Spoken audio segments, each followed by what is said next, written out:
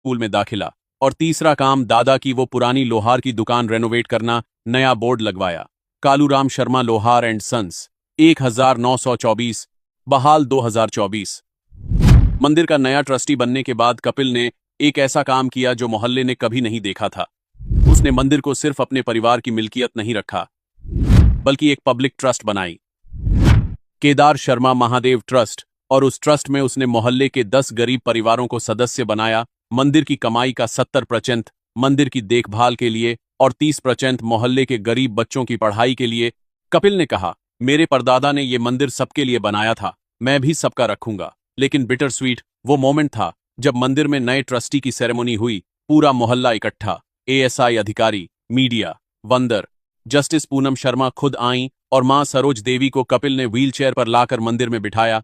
मां ने पहली बार वो मंदिर देखा जो उनके अपने ससुर के परदादा ने बनवाया था, और जिस मंदिर के सामने वो 30 साल से गुजरती थीं, लेकिन कभी अंदर नहीं जाती थीं क्योंकि पंडित हमें लोहार कहकर दूर रखते थे। मां की आंखों से आंसू बहे। उन्होंने कपिल का हाथ पकड़ा और कहा, बेटा, तेरे दादा राजकिशोर जी और तेरे बाप मनोहर जी आज नहीं हैं, लेकिन जहां भी हैं ये देखकर मुस्कुरा रहे होंगे कि 70 साल का धोखा उनके पोते ने 7 आवाजों में खोल दिया। तू हमारे खानदान का सबसे बड़ा लोहार है, तू एक ताले से ज्यादा कुछ और खोल गया। कपिल ने मां के पैर छुए, फिर ताम्रपत्र की तरफ देखा जो अब मंदिर में एक शीशे के फ्रेम में लगाया गया था, सबको दिखाने के लिए। और उसने वो बात की जो पूरी सेरेमनी का सबसे गूज़बम्प्स मोमेंट था।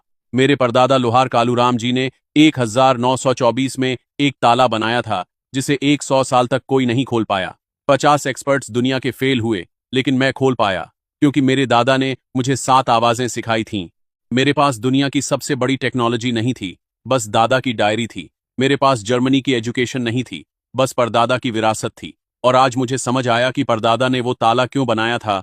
उन्हें पता था कि एक दिन उनका खानदान कमजोर होगा, कोई आएगा मंदिर पर कब्जा करेगा, और जो भी मंदिर को वापस लाना चाहेगा उसे उनके खानदान की विरासत से ही लाना होगा।